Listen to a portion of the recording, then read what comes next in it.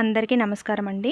ఈరోజు వీడియోలో 13-14 జూన్ 2026 మా శ్రీవారి సేవ ఎక్స్పీరియన్సెస్ మీతో షేర్ చేసుకోబోతున్నాను. జూన్ 13th మేము పొద్దున్నే లేచి స్వామివారి పుష్కరిణిలో స్నానం చేసి రెడీ అయ్యాము. ఆ తర్వాత కాసేపు అక్కడే ఉన్న అందమైన పూల తోటలు చూడడానికి వెళ్ళాము. అక్కడ ప్రశాంతమైన వాతావరణం, ఆ పూల వాసనలు నిజంగా మనసుకి చాలా హాయినిచ్చాయండి. అసలైన డ్యూటీ టైం స్టార్ట్ అయింది. ఉదయం 11 గంటల నుంచి సాయంత్రం 5 గంటల వరకు సేమ్ నిన్నట్లాగేనండి. వాటర్, మజ్జిగ అండ్ ఫుడ్ సప్లై చేయడము. జూన్ 12th అయితే యాక్చువల్లీ బాగా వర్షం పడింది ఆఫ్టర్నూన్ నుంచి. సో భక్తులకి మనం వాటర్ ఇచ్చేంత అవకాశం రాలేదు. కానీ ఈ రోజు అయితే మాత్రం భక్తులు మామూలుగా లేరండి. ఎంత రద్దీ అందంటే అసలు మాకు కనీసం అసలు ఒక చిన్న బ్రేక్ కూడా దొరకలేదండి. కానీ నిజంగా స్వామివారి సేవలో అసలు అలసటే తెలియలేదు. ఇంకా సాయంత్రం 6 అయిపోయిన తర్వాత మేము కాస్త అలసిపోయినా కూడా ఇంకా వదలకుండా షాపింగ్కి వెళ్ళిపోయాము. ఇంకా నెక్స్ట్ డే జూన్ 14th మేము మార్నింగే గోశాలకి అండ్ బాటగంగమ్మ గుడి ఇంకా పక్కనున్న టెంపుల్స్కి దర్శించుకున్నామండి.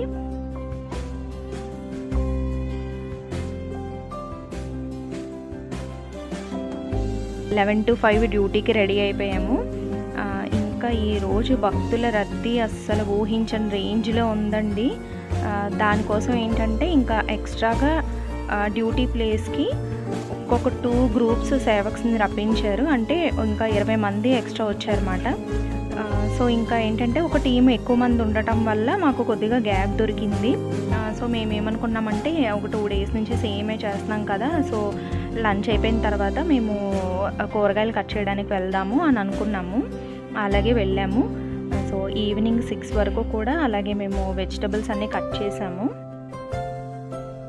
ఒక ట్రాలీ కనిపిస్తుంది కదండి, సో ఇక్కడ మేము కట్ చేసిన వెజిటబుల్స్ సాంబార్ చేయడానికైతే ఆ ట్రాలీలో 9 times సాంబార్ చేయడానికి అన్ని వెజిటబుల్స్ వేస్తారంటండి, ఓన్లీ ఒక్క పూటకే. ట్రాలీ ఫోటోలో అయితే చిన్నగా కనిపిస్తుంది కానీ అసలు చాలా వెజిటబుల్స్ పడతాయండి అందులో.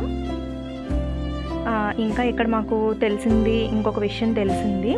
భక్తుడు తిరుపూర్ నుంచి పంపిస్తారంటండి. ప్రతిరోజు ఆయన డొనేషన్ చేస్తారంట. ఏదో ఒక ఫుడ్ ఐటమ్ అంటే వెజిటబుల్స్ ఏదో ఒకటి డొనేట్ చేస్తారంటండి.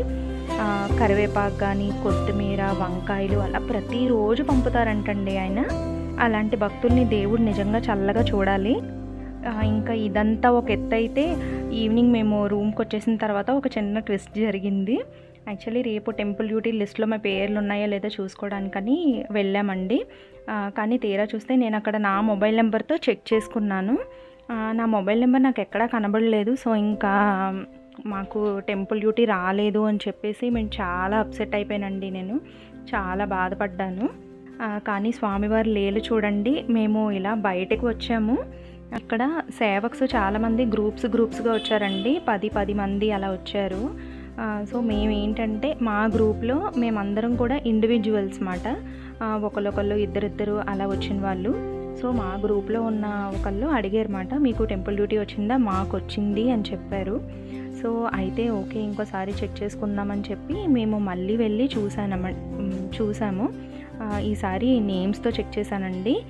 సో నా పేరుంది. నిజంగా అసలు ఎంత సంతోషంగా అనిపించిందంటే అసలు మాటల్లో చెప్పలేనండి. డ్యూటీ టైమింగ్స్ వచ్చేసి సాయంత్రం 4 గంటల నుంచి 7 గంటల వరకు వచ్చింది.